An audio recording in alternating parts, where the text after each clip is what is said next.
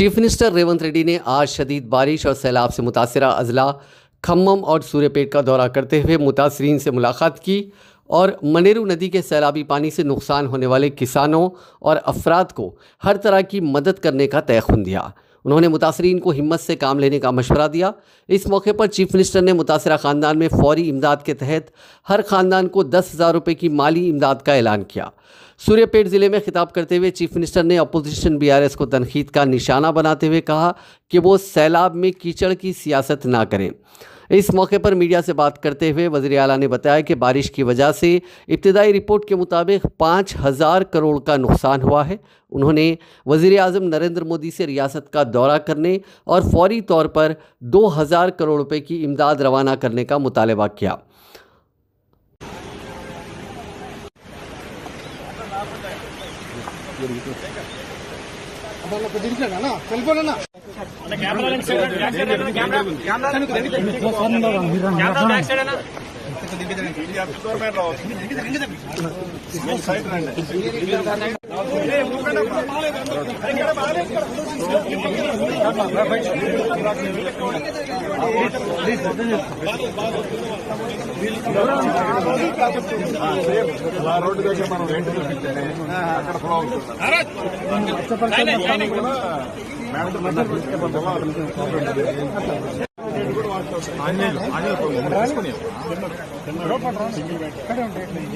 సంస్థల్ని అదేవిధంగా ప్రభుత్వ ఉద్యోగులకు నా విజ్ఞప్తి ఒకటే, ఇది కష్ట సమయము.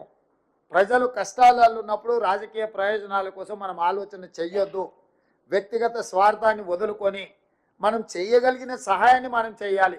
ఒకవేళ మనకు సహాయం చేయాలన్న ఆలోచన లేదు, దేవుడు అలాంటి బుద్ధి మనకి ఇయ్యనప్పుడు ఫామ్ హౌస్లో మౌనంగా అయినా ఉండొచ్చు, విదేశీ పర్యటనలో విలాసవంతమైన జీవితాన్ని అయినా గడపొచ్చు, కానీ ఉత్తగానే ప్రజల మీద బురద చల్లడానికి ప్రయత్నం చేయకూడదు. ఈరోజు చంద్రశేఖరరావు గారు ప్రధాన ప్రతిపక్ష నాయకుడిగా, పక్క రాష్ట్రంలో కూడా ప్రధాన ప్రతిపక్ష